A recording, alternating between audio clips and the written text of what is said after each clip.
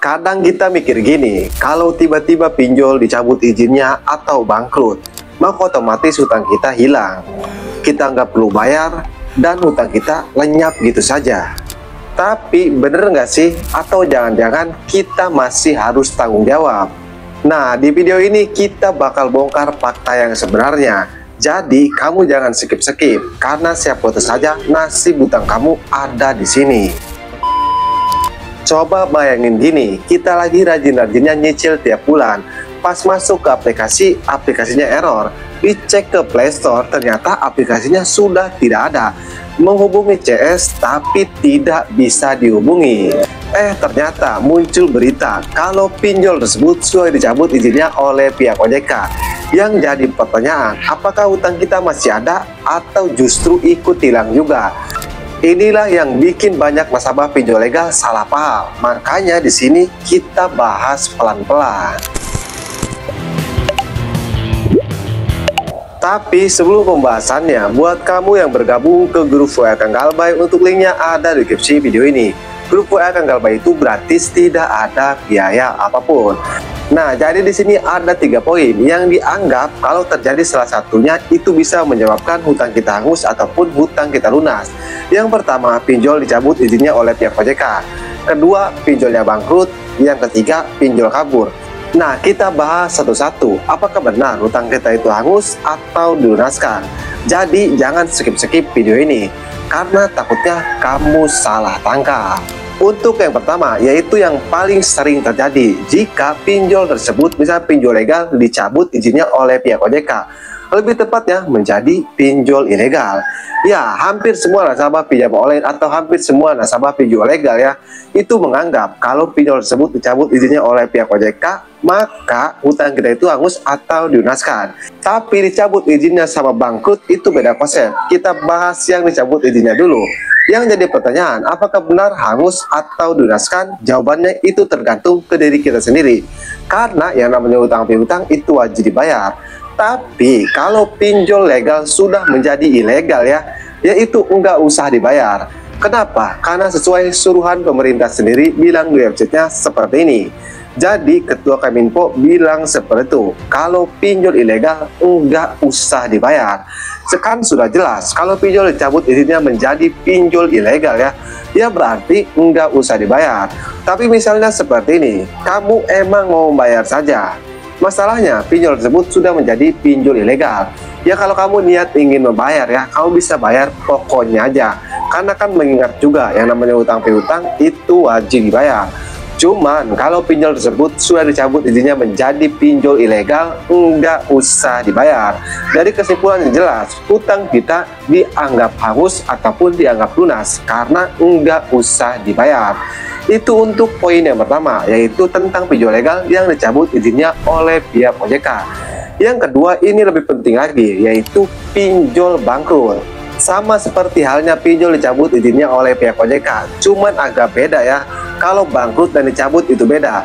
Nah, kalau dicabut izinnya menjadi ilegal itu masih bisa neror kita. Makanya di akhir video saya akan kasih catatan penting yang harus kamu terapkan supaya emang benar-benar hutang kamu itu lunas atau hangus. Nah, kita kembali lagi ke topik pembahasan, yaitu tentang pinjol bangkrut. Apakah benar hutang kita itu hangus atau dilunaskan?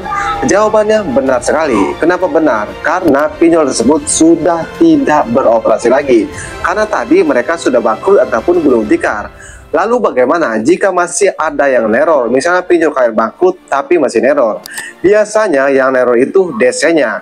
Mereka sudah tidak bekerja lagi. Lalu kalau kalian membayar, uang kalian tidak akan masuk ke perusahaan, tapi uang kalian itu akan masuk ke kantong DC tersebut. Intinya kalau pinjol kalian bangkrut nih, terdaftar di pinjol bangkrut ya, sudah jelas hutang kalian itu dihanguskan atau dilunaskan.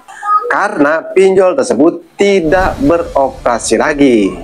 Dan untuk yang terakhir yaitu pinjol kabur atau lebih tepatnya menjadi ilegal. Nah, ini kasusnya sama seperti yang pertama tadi, yaitu dicabut izinnya oleh pihak OJK. Cuman ini beda ya, mereka tidak dicabut, cuman mereka ini kabur. Jadi mereka tidak mengurusi nasabah lagi. Entah mungkin terjerat hutang banyak dan lain-lain. Yang jadi pertanyaan, apakah jika pinjol mengalami hal tersebut kita wajib membayar hutang kita? Yang namanya utang piutang itu wajib dibayar.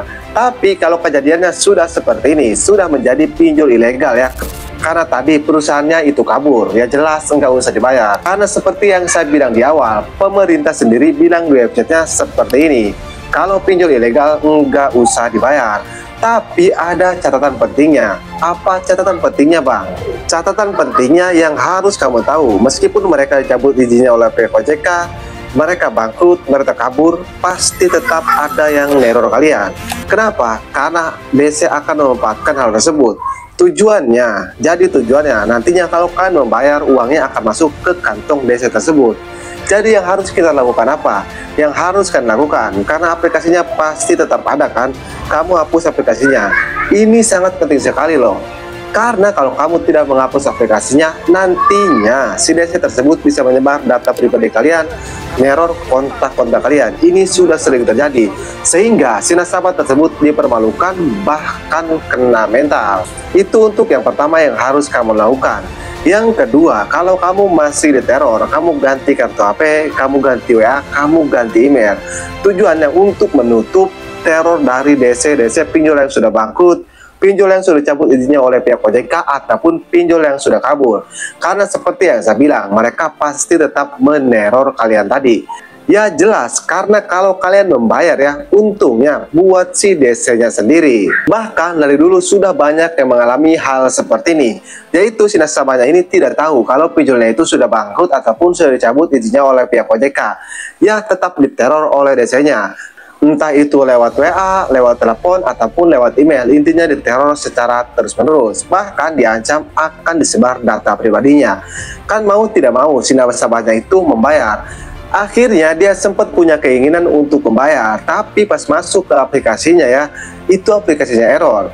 Dan dia disuruh bayar lewat DC-nya tadi.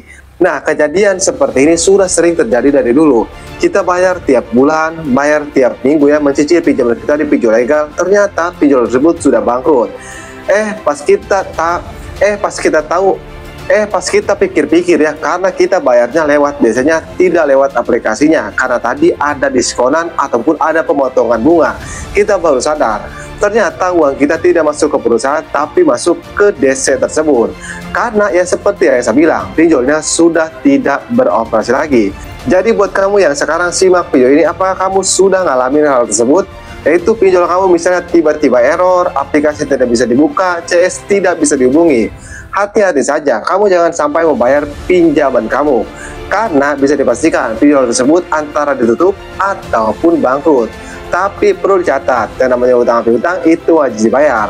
Tapi kalau kamu ingin membayar saja ya, kamu bisa hubungin atau kamu bisa chat email resminya ya, jangan ke DC pinjol legalnya. Oke, jadi mungkin itu saja video saya, mudah-mudahan bisa bermanfaat. Buat kamu juga yang merasa kalau video ini bermanfaat, jangan lupa untuk dukung terus channel ini dengan cara like video ini dan subscribe channel ini, supaya kamu bisa mendapatkan video-video terbaru tentang dunia perpinjolan. Dan buat kamu juga yang tidak tahu pinjol legal apa saja yang akan bangkrut ataupun akan dicabut izinnya oleh pihak OJK ya, kamu bisa simak video saya yang ini. Untuk linknya ada di deskripsi video ini, kamu bisa langsung klik saja.